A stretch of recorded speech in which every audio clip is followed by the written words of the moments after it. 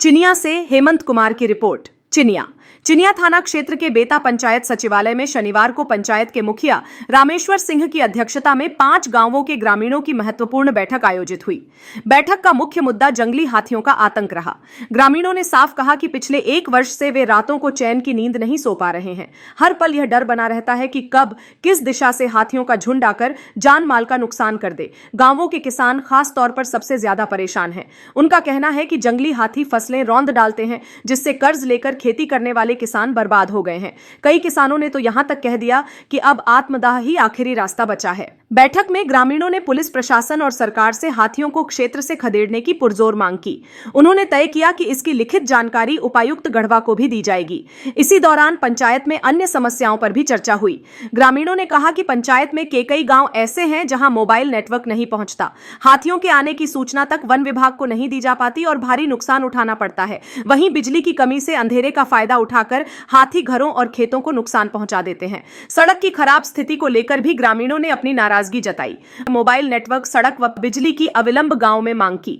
मौके पर चिनिया थाना प्रभारी अमित कुमार ने आश्वासन दिया कि पुलिस ग्रामीणों की सुरक्षा के लिए 24 घंटे तत्पर है। उन्होंने कहा कि जंगली हाथी जंगल में चारा नहीं मिलने से बस्ती की ओर आते हैं, इसलिए वन विभाग को जंगल में बांस लगाकर हाथियों के लिए भोजन की व्यवस्था करनी चाहिए।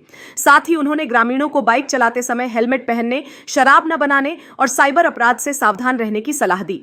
वहीं प्रभारी वनपाल धीरेन्द्र कुमार ने कहा कि ग्रामीणों की सभी मांगों को वरीय पदाधिकारियों तक पहुंचाया जाएगा।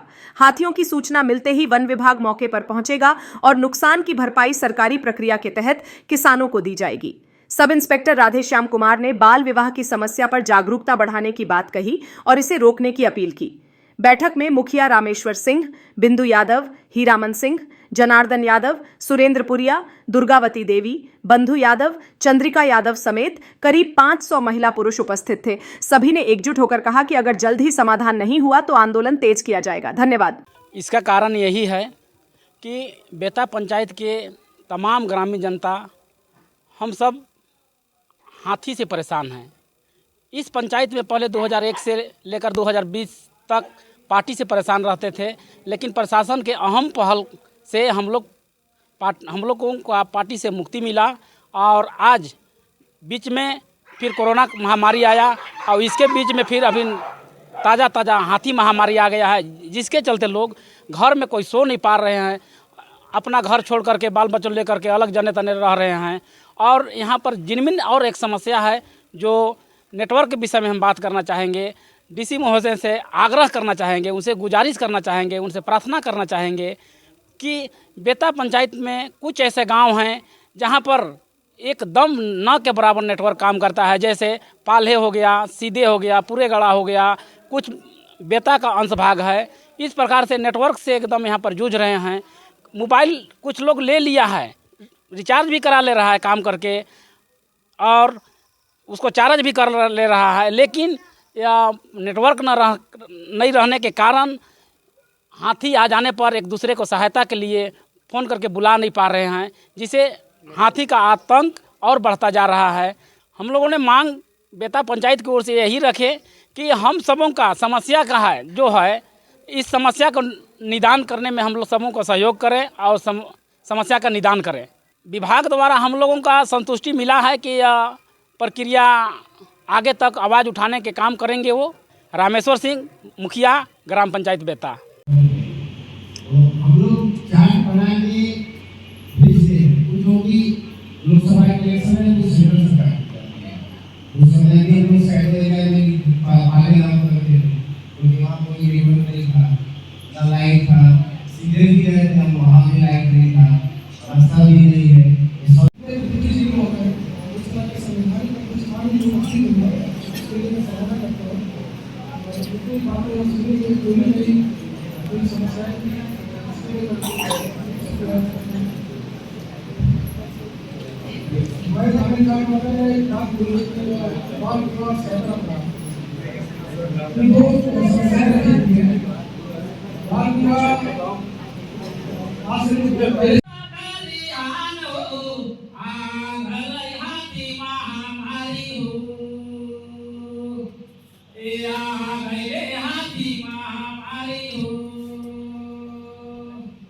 पहिले प्राणा